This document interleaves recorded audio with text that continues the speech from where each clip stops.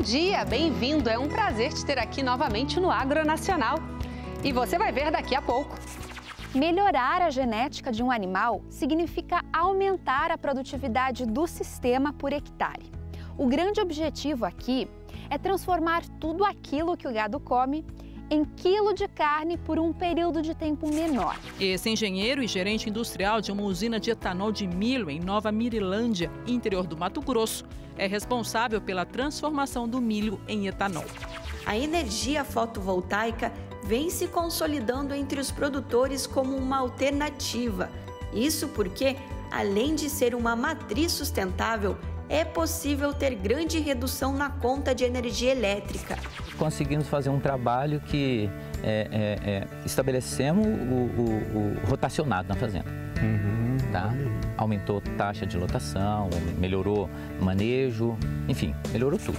De acordo com um levantamento realizado pelo IPAM, o Instituto de Pesquisas Ambientais da Amazônia, muitas propriedades rurais vão além da legislação e mantêm em pé cerca de 11 milhões de hectares de árvores que poderiam ser legalmente desmatadas.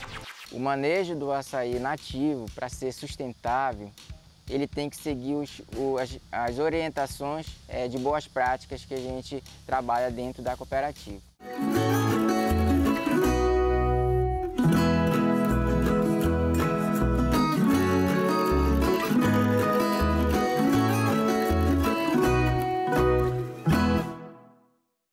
Olá, você está assistindo ao Agronacional, um programa da TV Brasil em parceria com o Canal Rural.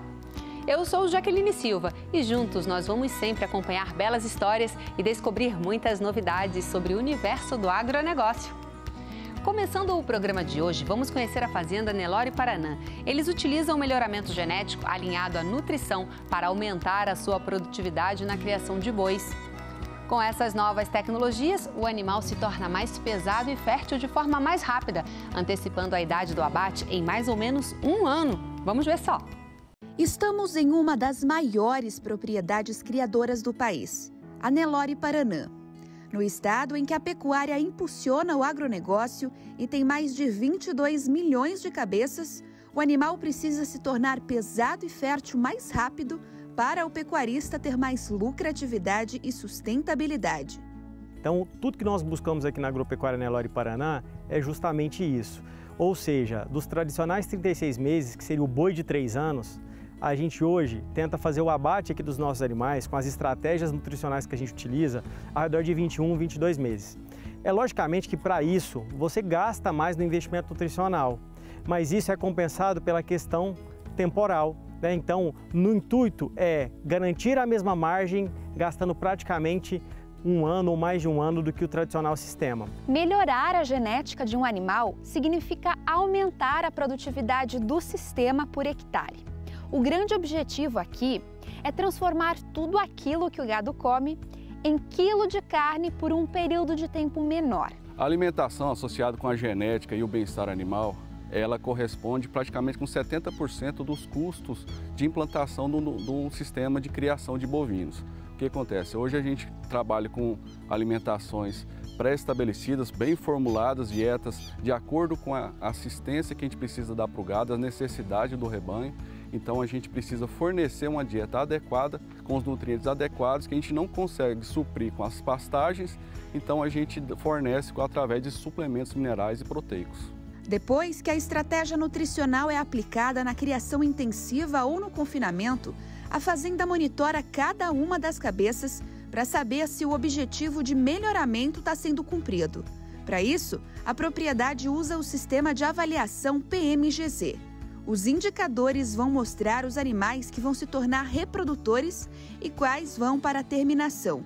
A gente foca bastante em algumas características, dentre elas leite, precocidade sexual, crescimento, que nesse caso é representado pelo ganho de peso pós-desmame, peso aos 450 dias, e as características de carcaça, área de olho de lombo e gordura. Dentro disso, a avaliação nossa, dentro do gado puro, os grupos de contemporâneo, ou seja, o intra-rebanho muito bem feito, e além disso a gente incorporou a avaliação de eficiência alimentar através do uso do intergado. Então a gente também hoje, nossos animais, todos os nossos machos passam pela avaliação de eficiência alimentar através do sistema do intergado. O melhoramento genético de bovinos diminui o ciclo da produção. Com esse ciclo menor, dá para produzir mais carne em um tempo menor, numa área menor e com mais tecnologia. Entendeu agora por que é tão sustentável assim? Na verdade, a genética ela é fundamental, né? Eu acredito que é o seguinte, não adianta a gente ter um ambiente extremamente favorável, seja ele de qualidade de pastagens como essa, seja em nutrição, se o animal não tiver potencial genético. A gente olha para as outras espécies, né, que nos competem, no caso das proteínas de origem animal, no caso de frango e suíno, o que é o grande diferencial? Por ter um intervalo entre geração muito mais curto, a seleção genética ajuda muito, porque o intervalo entre geração, né, ele é muito menor. No caso da cadeia bovina, esse intervalo entre geração é muito maior. Então é por isso que nós temos que nos preocupar ainda mais, porque quando você erra por um longo prazo. Aí você demora a detectar esse erro.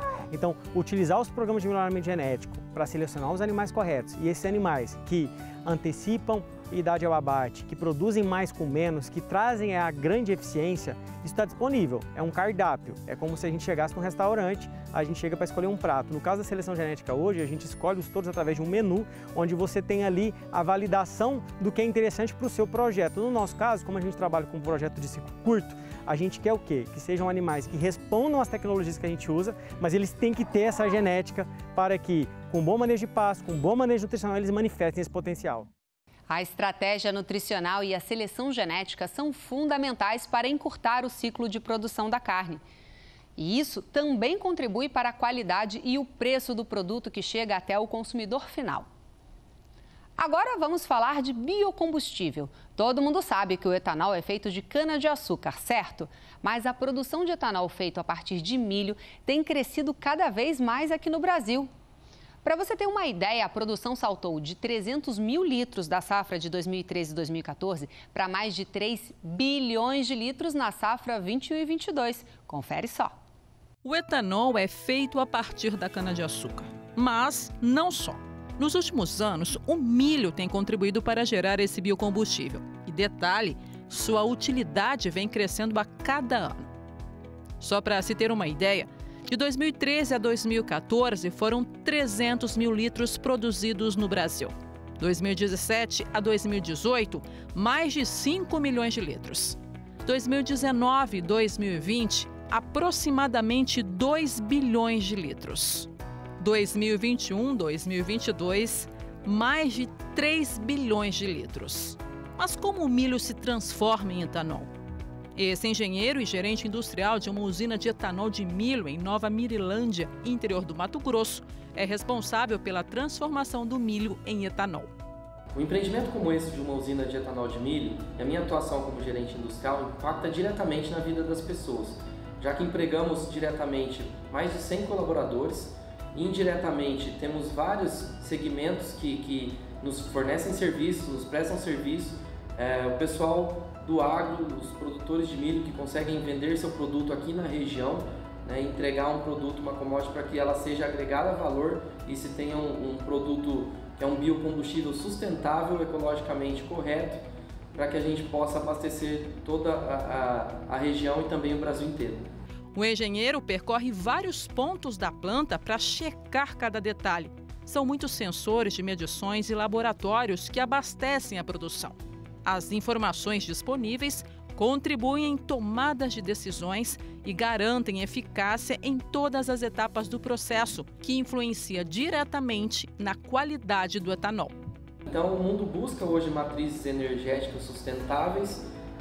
E o etanol, eu não tenho dúvida que ele sempre vai estar dentro dessa matriz, mesmo que vinculado a outras, como os carros elétricos ou a hidrogênio ou outras tecnologias que venham a surgir, mas a tendência é que o etanol ganhe sempre uma escala e se mantenha aí firme e forte como uma das grandes matrizes energéticas aí de combustíveis do mundo. Já o biodiesel é obtido a partir do esmagamento da soja.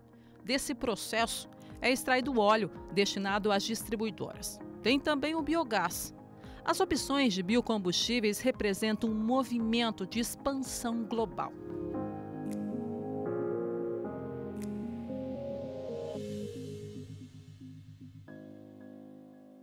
Que orgulho saber que o Brasil é um dos maiores produtores de etanol do mundo, contribuindo muito para a redução das emissões de gases do efeito estufa. E agora vamos ver uma iniciativa em Jataí, Mato Grosso do Sul, que utiliza energia fotovoltaica na suinocultura.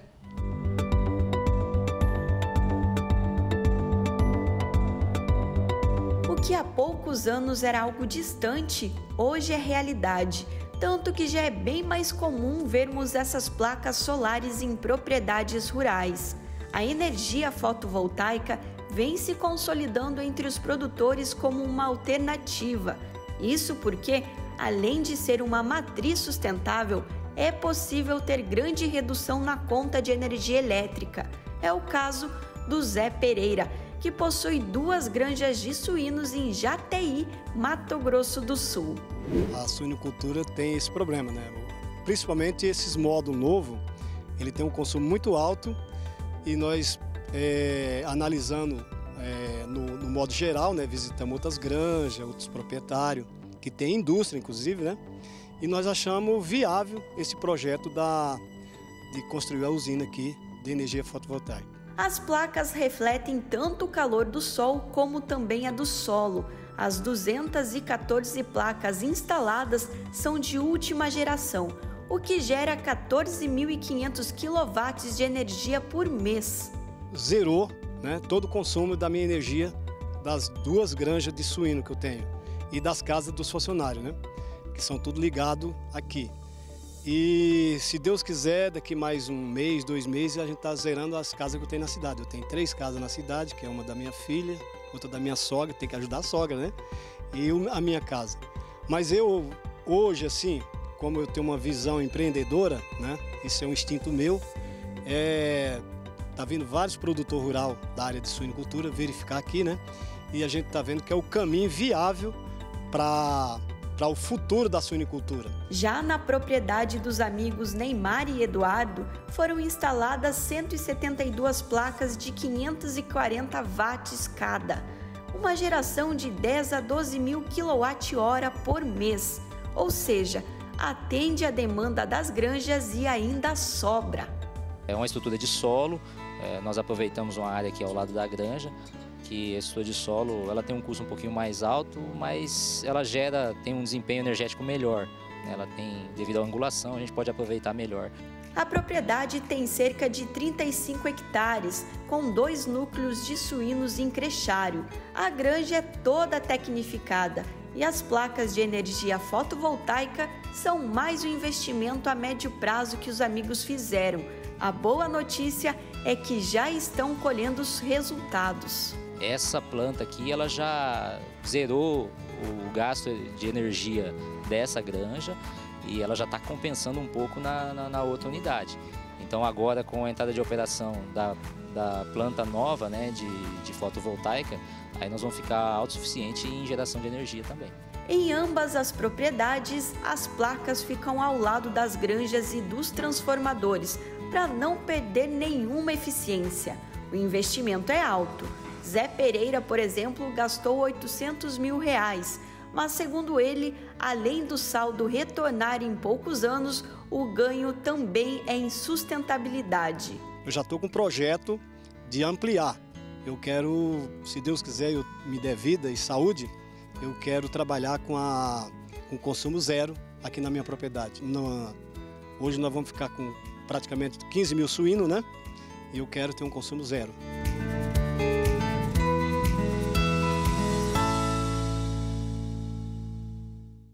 E não perca no próximo bloco. Com o planejamento da fazenda, da unidade, a gente faz 3 safras por ano. Sendo a primeira em outubro, novembro, a gente entra com o plantio da soja e pós-colheita a gente faz 2 safras de milho, destinado à alimentação animal do confinamento dos bois, né? Vamos para um rápido intervalo? Fique com a gente, o Agro Nacional volta já já.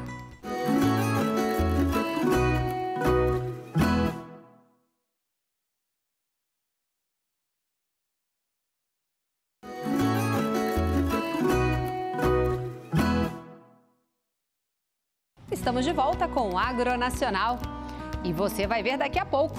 A gente tem tido um trabalho de adubação quase que sistêmico. Todos os anos a gente tem feito um trabalho.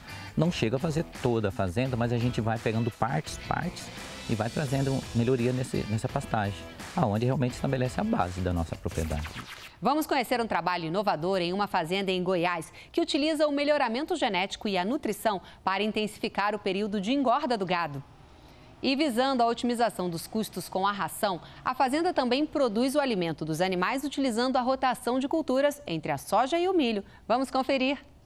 Faz 30 anos que a Nelore Paraná trabalha com pecuária de corte e utiliza o confinamento para intensificar a produção. E todo pecuarista sabe que um dos insumos mais importantes para esse sistema é a ração, o que nessa região é um grande desafio. A logística é difícil. Uma opção seria produzir o alimento do gado aqui mesmo, ou seja, a solução estaria na agricultura. Mas como? Em uma região de solo pouco nutritivo. A rotação de culturas poderia ajudar.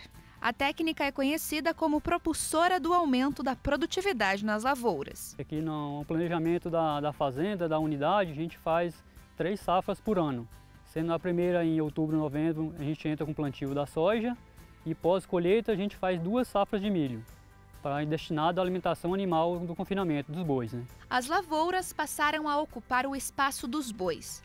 A fazenda nem precisou abrir mais áreas. São 580 hectares divididos estrategicamente. O grande objetivo é sempre deixar o solo com um potencial produtivo elevado, fazendo essa rotação para que a gente não perca potenciais produtivos nas sequentes plantios. O retorno conquistado vai depender do que é empregado no manejo, como os tipos de cultura. Como a gente faz a soja, entra na sequência um milho para a silagem, provavelmente é pouca matéria orgânica em si que fica devolvida para o solo. Em relação à soja, fica palhada, o resto da cultura, e com isso a gente faz a reposição de composto orgânico, que é produzido em si na fazenda através do esterco do gado. Faz essa devolução de nutrientes e microbiológica para o solo novamente. Depende também do solo e do clima da fazenda ou da região. Nesse caso, aqui chove bem pouco. Sabe como eles conseguiram a máxima eficiência da rotação para uma produção de grãos satisfatória para fazer a ração animal? Com outra tecnologia, a irrigação. A irrigação é uma grande aliada desse sistema de produção. Aqui no Nordeste goiano, o período de chuvas vai mais ou menos de dezembro até março, o que é muito pouco. Mal daria para produzir uma única cultura. É graças à tecnologia que dá para plantar e colher. E essa ajuda é tão abundante que na safra de 2021, a média de colheita de soja por hectare foi de 88 sacas. Pelo que se vê, o investimento valeu a pena. Aliás, a irrigação tem se mostrado muito eficiente quando não se pode abrir mais áreas, mas se quer mais produtividade. Um levantamento feito pela ANA, que é a Agência Nacional de Águas e Saneamento Básico, mostrou que a área irrigada no país ultrapassa os 8 milhões de hectares e até 2040 deve aumentar em mais 4 milhões. A principal fonte é a água, né? Sem a água aqui a gente não conseguiria estar introduzido tipo 3 safras ano aqui na fazenda. Por exemplo, aqui, o índice pluviométrico aqui nos anos anteriores foi bem inferior da média da região.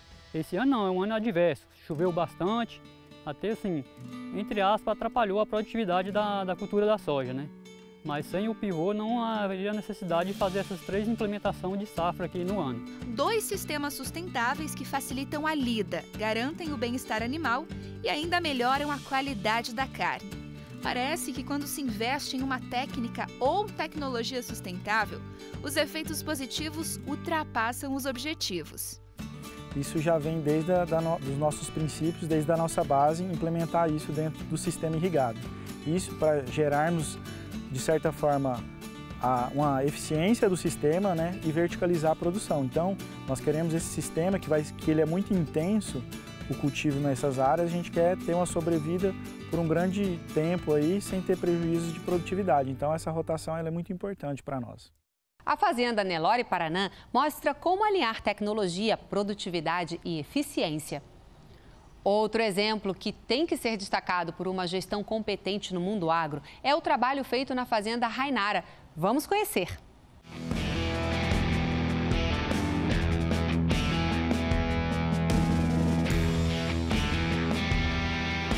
Fazenda Rainara, município de Terenos, Mato Grosso do Sul, pertinho aqui da capital Campo Grande.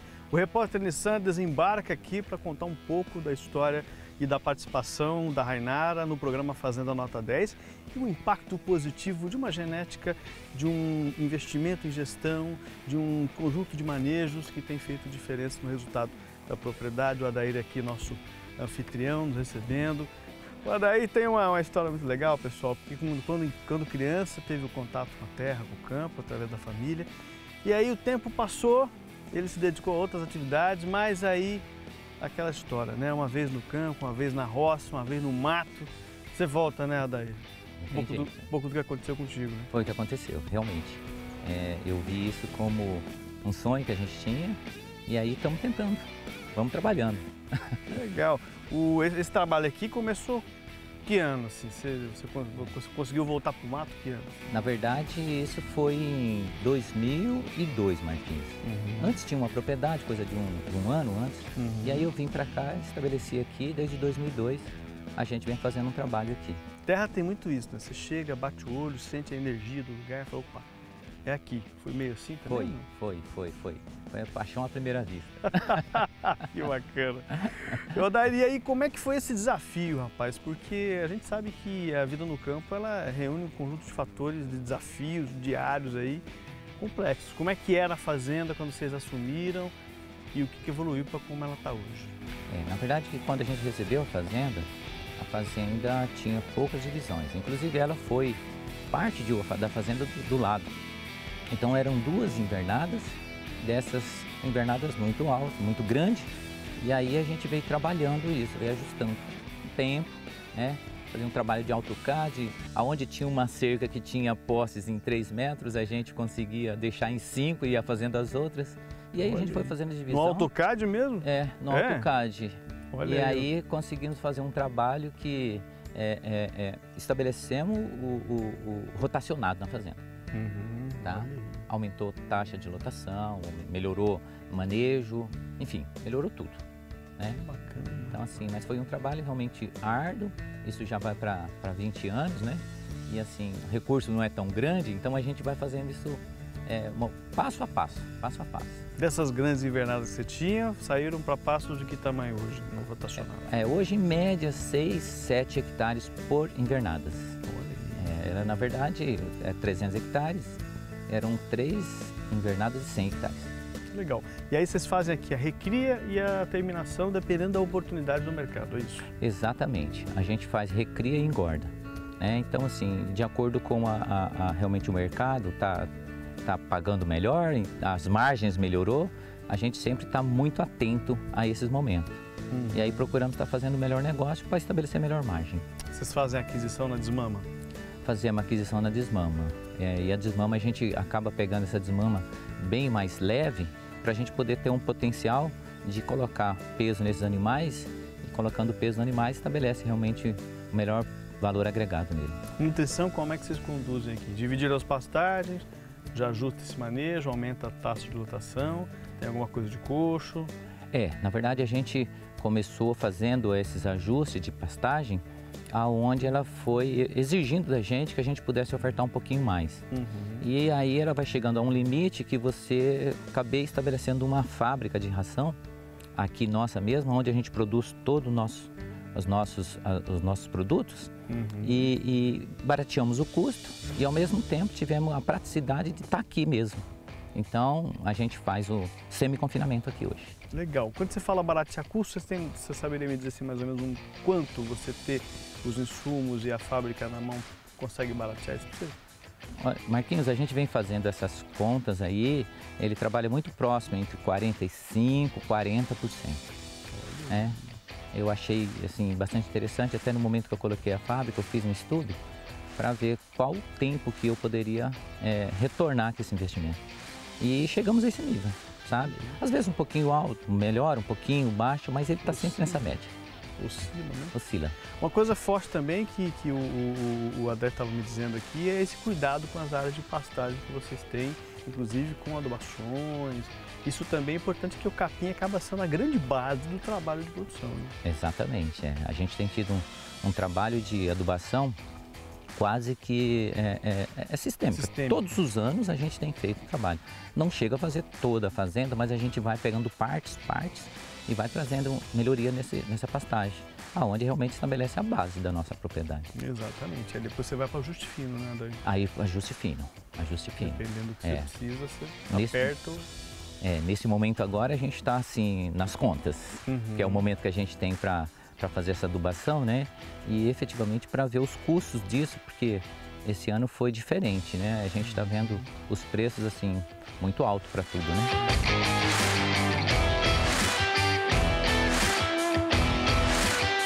Os controles nossos a gente tinha, mas não é tão eficaz como hoje. E não deixava uma visão muito clara de como você avançar. E todo momento que você avança é investimento. Não pode virar custo só. E o programa efetivamente me trouxe essa realidade. Ele conseguiu mostrar para mim aonde eu estou investindo, aonde eu estou fazendo despesa. Então, assim, estou muito bem com o programa e quero continuar. Que legal.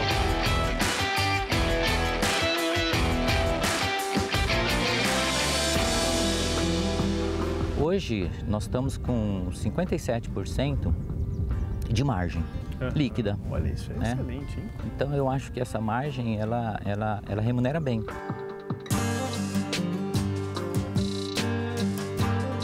O que foi relevante? Um desembolso cabeça-mês, né, até explicando o que são os custos que a fazenda tem, né, para fazer ela rodar, custo fixo, mais os investimentos, que isso aí em conjunto é o desembolso cabeça-mês. Eles tiveram um desembolso de R$ 65,70. As fazendas tops rentáveis de recria e engorda teve um desembolso de R$ 127. Então a gente vê como diferente demais, muito diferente. Exatamente. Isso aí, junto, né, com uma performance boa, eles estavam com um GMD de 553 gramas, superando os 500 gramas, né, do benchmark. E aí teve um desembolso para produzir uma arroba R$10 a menos, de R$ 117, versus o benchmark do ciclo completo, que foi de R$ 127, e aí entregou uma margem de 57%. Né? Mas a gente vê essa harmonia entre a produção e o financeiro. Né? E aí agora é atuar para melhorar isso. Né? Exatamente, Marquinho. Aí é continuar, né, fazendo os ajustes, como o Adair falou, né? Eles já tiveram um planejamento, estratégias, fizeram a fábrica de ração, que diminuiu o custo, que refletiu, né, nessa boa margem que eles estão. A gente já teve o diagnóstico agora de julho a setembro do primeiro trimestre, eles já entregaram uma margem de 50% também. E uma rentabilidade que a gente vê que, além da margem, Marquinhos, é muito interessante, que a gente fala muito, quanto, né, a fazenda entregou sobre o valor do rebanho. E a gente sempre fala que de 15% a 20% o ideal. Eles entregaram, né, na safra 2021, que foi o diagnóstico expresso, 29,3%. Excelente. Então a gente vê que a fazenda está a passos largos, né, com os números na mão, olhando com o termômetro e atacando no ponto certo aí, e só tem a melhorar.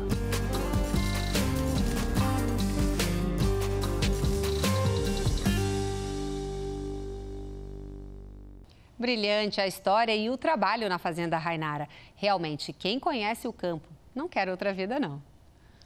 E você vai ver ainda hoje. Vários manejos que a fazenda usa para poder diminuir a pegada de carbono e aumentar a neutralização de carbono que a fazenda possui.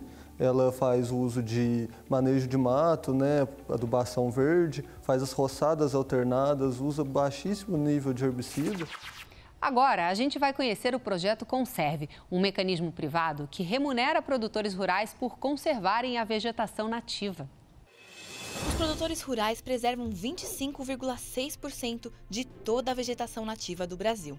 Do lado de dentro das porteiras, há um total de 218 milhões de hectares de florestas conservadas.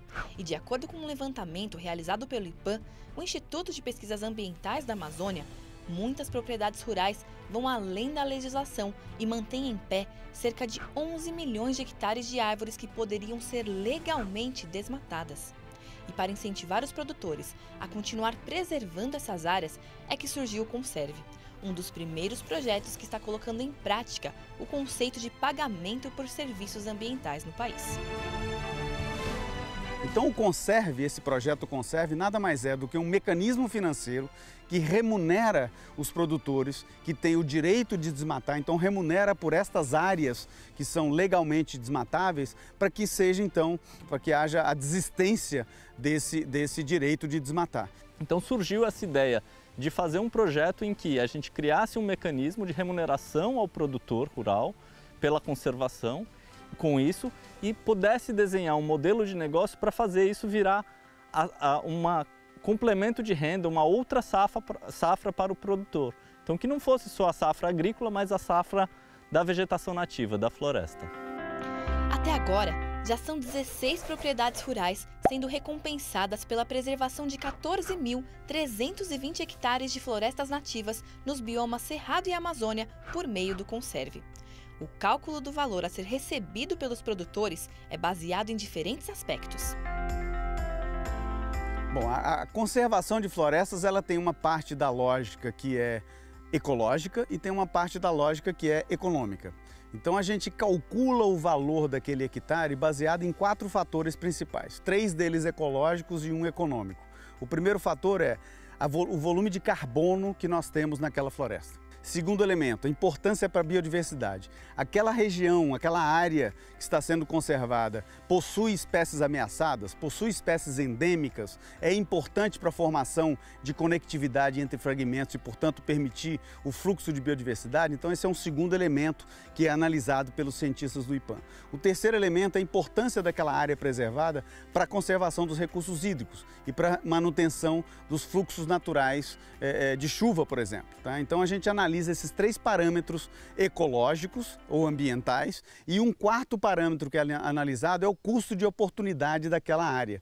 Quanto que o produtor ganharia se ele ou ela desmatassem para poder produzir pecuária, ou produzir soja, ou produzir milho, ou produzir algodão. Então a gente montou uma equação que leva em conta esses 4 elementos e nos permite chegar a um valor esse que é oferecido ao produtor como uma remuneração anual num contrato de 3 anos, para que ele ou ela decidam se tem interesse em entrar no programa. Até agora, felizmente, todas as ofertas que foram feitas pelo Conserve foram aceitas. Para identificar as fazendas com áreas de preservação excedentes da reserva legal, a equipe do IPAM faz uma combinação entre dados de satélite com as informações do CAR, o Cadastro Ambiental Rural. A intenção do Conserve é preservar 20.000 hectares de vegetação nativa em propriedades rurais até o fim de 2022, provando que é possível e eficaz investir na conservação de florestas em terras privadas. Nós almejamos estimular o setor privado, estimular o setor financeiro a pegar esta experiência do Conserve e ampliá-la. Então, queremos mostrar para o mundo, inclusive, que investir na conservação de florestas em propriedades privadas no Brasil é um bom negócio.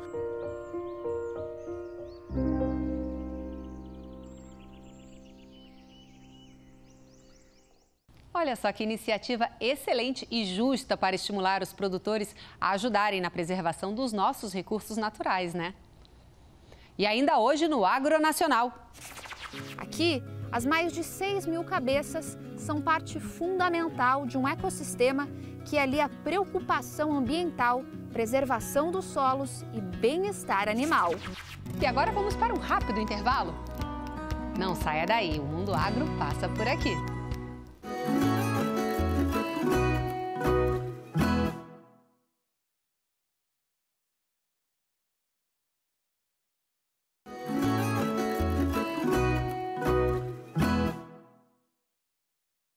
Estamos de volta com o Agronacional aqui na TV Brasil e também no Canal Rural. Você vai ver já já. Eles montaram uma cooperativa e uma agroindústria que faz o processamento de todo esse açaí e tenta vender no mercado por um preço melhor do que hoje eles vendem para os atravessadores. Vamos conhecer agora a primeira fazenda no Brasil a conquistar o certificado de café carbono neutro. A Fazenda 7 Cachoeiras, que fica em Três Pontas, Minas Gerais, utiliza a tecnologia e a inovação para produzir café de forma sustentável. Há séculos que já não se encontra ouro nas velhas Minas Gerais. O estado enriqueceu mesmo graças ao café, que brilha tanto quanto o metal dourado e pode ser uma fonte de renda sem fim se o manejo for sustentável. Por isso, os investimentos não param. Atualmente, os mineiros produzem e comercializam as primeiras safras de café carbono neutro. Em Três Pontas, no sul de Minas Gerais, tecnologia, inovação e preocupação com o meio ambiente são como cafeína para os sonhos da família Brito. Depois que eu li o livro do Bill Gates, Como Evitar um Desastre Ambiental, eu fiz um contato com um consultor para a gente buscar como poderia ser feita uma certificação de carbono neutro. Hoje o mundo todo está extremamente preocupado com o desastre ambiental que está por vir, que já está até começando a surgir vários eventos de desastre. Foi no início desse ano, então, que nós começamos a dar ênfase a isso e procuramos pessoas para nos apoiar no sentido de buscar uma certificação da nossa produção. A ideia de mercado de carbono teve início durante a Conferência das Nações Unidas para Mudanças Climáticas, a ECO 92, no Rio de Janeiro. 5 anos depois, em 1997, uma outra reunião aconteceu no Japão. Os países participantes cobravam posturas mais rígidas frente às emissões de gases de efeito estufa. Essa reunião ficou conhecida como Protocolo de Kyoto. Para esse protocolo entrar em ação, era necessário que 55% dos países que emitem gases de efeito estufa participassem e se unissem. Essa união só aconteceu em 2005. Foi aí, então, que a emissão de carbono passou a ter um valor econômico e os países começaram a ter interesse em limitar ou reduzir essas emissões. Nessa propriedade foram comercializadas 630 sacas de café carbono neutro Safra 21, com um bônus de R$ 100 por saca. O primeiro passo para conquistar o título de neutro na cadeia produtiva foi medir o carbono emitido e o sequestrado em toda a propriedade. A primeira coisa que a gente precisa ter em mente é a questão da metodologia credível, né? Então nós fomos buscar junto à GHG Protocol, que é uma metodologia que foi trazida pelo Instituto Getúlio Vargas, aqui para o Brasil, na qual a gente classifica as emissões de carbono de uma propriedade. Então, nesse sentido, a gente quer mensurar toda e qualquer emissão na propriedade. Na verdade, a gente não sabia qual seria o resultado desse balanço. Então, foi feito um inquérito, né, de gases de emissão de gás de efeito estufa, e ver o que a fazenda capta e o que a fazenda emite. E este balanço é medido por esse relatório e foi uma surpresa boa para a gente saber que a nossa fazenda tinha sustentabilidade nesse aspecto também. A metodologia usada na mensuração é feita com uma calculadora criada especialmente para esse objetivo, na qual são lançados os valores obtidos na fazenda. Vários manejos que a fazenda usa para poder diminuir a pegada de carbono e aumentar a neutralização de carbono que a fazenda possui. Ela faz uso de manejo de mato, né, adubação verde, faz as roçadas alternadas, usa baixíssimo nível de herbicida, certo? Tudo isso equivale basicamente a 1/3 de uma pastagem forrageira tradicional. Quando a gente fala de escopo 1, outro ponto que valorizou e muito o sequestro mesmo da fazenda foi o uso baixíssimo de adubação nitrogenada. Eles complexam a amônia dentro da própria fazenda e fazem uso também de produtos biológicos. Tudo isso diminui muito o uso de nitrogênio e aumenta a neutralização da fazenda. Os resultados são revelados para o produtor rural só no inventário. Ao eu terminar esse inventário, nós vamos dar caminhos para o produtor, falar assim, olha, se eu não conseguir neutralizar, o que eu preciso para fazer? Tá certo? E chegar numa quantidade de carbono que ele emite. Então, o máximo que ele vai conseguir é neutralizar. Um crédito de carbono representa a não emissão de 1 tonelada de carbono na atmosfera. No campo, dentro da porteira, tudo precisa ser medido, mensurado, desde os manejos sustentáveis utilizados até a energia, por exemplo. É aí que vai se formar o que é chamado de inventário das emissões. No mercado de carbono, quanto mais sustentável, mais positiva a situação do produtor. A Fazenda Sete Cachoeiras investiu nesse quesito desde sua formação. Agora, colhe os frutos dessa escolha, como explica o engenheiro agrônomo responsável. Aqui nós fizemos vários manejos complementares. Nós começamos fazendo com reciclagem da própria matéria orgânica vindo da poda do café, né? A gente faz essa reciclagem. Colocamos planta de cobertura no sistema, que é, no caso aqui, Braquiária rusiziensis. Colocamos um mix de micro-organismos externos no solo, visando controle de nematóide, aumento do sistema radicular da planta, solubilização de elementos, de nutrientes do solo, para ficar disponível para essa planta, e colocamos alguns para proteção desse sistema radicular também, contra outros patógenos, como Rhizoctone, Fusarium, e além do nematóide, é claro, né? Além da rotina diferenciada de manejo, outras características também contam, como os tipos de fontes de energia elétrica e irrigação. A energia fotovoltaica, no primeiro momento, ela é uma energia limpa e com isso nós já conseguimos reduzir no primeiro momento a redução de carbono pelo fato da matriz energética brasileira parte ser de produtos derivados do carbono. Então, com isso nós temos uma energia na fazenda 100% limpa. No primeiro momento nós construímos essa primeira usina solar aqui na Fazenda Pinheiros, em 2017, que era uma usina de 250 kW-pico e isso atendia naquele primeiro momento a 35% da nossa demanda energética. E na sequência, nesse ano de 2021, nós ampliamos nossa matriz energética e construímos outras 3 usinas solares e hoje nós temos uma capacidade de geração de 650 kW-pico que nos faz uma fazenda autossuficiente. O café irrigado ele vai estar o tempo todo fazendo fotossíntese, no máximo que pode a planta, porque você mantém níveis de água que propiciam a planta a produzir mais matéria seca, mais produção. Então eu tenho mais fotossíntese sendo feita por hectare. Conclusão, eu estou sequestrando mais CO2 do que uma lavoura que está em estresse repousando. Com o inventário em mãos, é a hora de entender a situação da propriedade. Como está a chamada pegada de carbono? Será que ainda há necessidade de fazer compensação? A primeira coisa que você faz é originar o crédito. Então eu, como Carbonext, hoje tenho projetos de preservação, que a gente chama de redução de emissão de degradação e desmatamento, ou projetos de reflorestamento, que geram crédito de carbono. Gerou esse crédito, a gente tem todo um órgão certificador, como eu falei, o Verra. Eu vou lá no Verra e falo, aquele crédito de carbono, aquelas 2 toneladas que foram geradas pelo projeto X, foram compensadas e assim esse crédito foi aposentado, quer dizer, sai de circulação para que você possa ter todo esse controle, para que a gente não tenha dupla contagem. Porque um crédito que nasceu foi compensado por um crédito que foi emitido. São vários os motivos que permitiram os certificados de sustentabilidade da Fazenda Sete Cachoeiras. Um deles, inclusive, é a formação desse corredor ecológico que protege a fauna e a flora do local. Aqui foram plantadas pelo menos 7.000 árvores.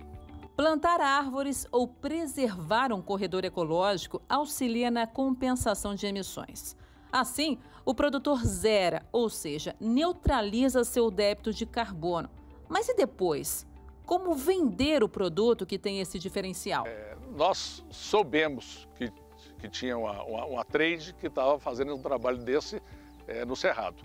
E tão logo a gente obteve a certificação, nós fizemos contato, nós fizemos contato com vários compradores, com várias trades. E essa trade, que já tinha feito o primeiro negócio, se interessou muito e foi adiante conosco, nós conseguimos fechar uma venda rapidamente para eles. A questão do carbono hoje está muito em alta, então a gente tem várias pessoas demandando esse projeto, porém ainda não tem um mercado formal para isso. A gente tem iniciativas diferentes, protocolos diferentes, certificações diferentes. E o que a gente precisa hoje é melhorar a comunicação do que os produtores já fazem, então a partir disso a gente vai criar essa demanda junto. Então o produtor partiu na frente, ele criou a oferta e agora a gente vai buscar nos mercados que se preocupam, que têm esse interesse, as suas metas já estipuladas para aqueles clientes, a gente vai tentar colocar esse café para esses clientes que já valorizam esse tipo de iniciativa. O mercado de carbono é uma tendência tão promissora para o Brasil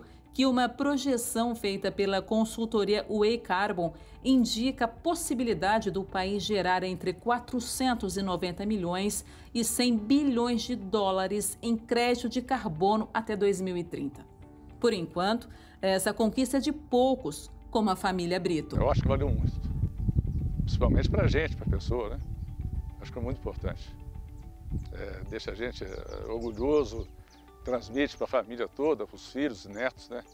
Uma consciência de um manejo sustentável para o planeta. É emocionante ver a dedicação da família Brito para encontrar formas mais limpas de cultivo, né? E a gente fica aqui na torcida para que o Brasil contribua cada vez mais com a neutralização das emissões de carbono. A seguir, você vai conferir mais uma iniciativa focada no desenvolvimento sustentável em criação de gado. Uma fazenda em Barra do Garças, no estado de Mato Grosso, utiliza melhoramento genético, encurtamento do ciclo produtivo, manejo sustentável e outras técnicas visando o bem-estar animal. Vamos ver. O Silso acorda bem cedo para trabalhar na lida. Será que ele dá conta? Dá sim, viu? A fazenda é conhecida pelo negócio cada vez mais produtivo até no exterior. É um exemplo pelo diferencial que tem no manejo. A pecuária também está diferente. A sustentabilidade agora faz parte do dia a dia do produtor. Eu estou no Vale do Araguaia, no Mato Grosso, em uma fazenda que é referência em melhoramento genético de Nelores. Aqui, as mais de 6.000 cabeças são parte fundamental de um ecossistema que alia a preocupação ambiental, preservação dos solos e bem-estar animal. A propriedade rural foi alterando o cenário. A pecuária divide hoje espaço com a lavoura e o solo responde com muito mais vitalidade. Por isso, os animais acabam se alimentando com plantas mais nutritivas. Um ciclo que se renova com facilidade e força. É por isso que o manejo sustentável é desenvolvido em parceria com a Embrapa. Então hoje, nosso gado, nós fornecemos genética para todo o país. Nosso gado, ele aos 2 anos, ele já está parindo, né? E aos 2 anos também a gente produz genética para os nossos clientes para que se abatam esse gado aos 2 anos. E encurtamento do ciclo pecuário, né? Pecuária de ciclo curto é uma maneira sustentável de você produzir. O Jairo faz parte da Liga do Araguaia, que é formada por pecuaristas que só acreditam no desenvolvimento rural se for sustentável. Nós temos aqui também um projeto de sombreamento nos pastos. Isso tudo gera bem-estar animal. Ou seja, nós estamos, além de contribuir para o meio ambiente, nós estamos encurtando o ciclo de produção, abatendo animais mais jovens, ou seja, colocando a nossa propriedade de uma maneira sustentável. Hoje, a gente aqui ao lado da Liga do Araguaia, a gente coloca nossa fazenda assim, com a meta quase que conquistada. A gente se sente sustentável no processo. A agrônoma e diretora executiva da Imaflora explica que os benefícios não param por aí. Tive agora a COP, a questão do metano que foi levantada, então se reduz a idade do abate, a digestibilidade, reduz a fermentação entérica e o tempo de vida do animal no campo. Então, além de tudo, de ser economicamente rentável, ainda é amigo do clima, amigo da biodiversidade, né? Então, é um ganha-ganha. Mais uma fazenda investindo no encurtamento do tempo entre o nascimento e o abate dos bois, aumentando a sua produtividade. Agora, nós vamos conhecer a cooperativa Amazonbai, que produz açaí de forma comunitária e sustentável. A cooperativa fica no arquipélago do Bailique, um conjunto de 8 ilhas na foz do rio Amazonas.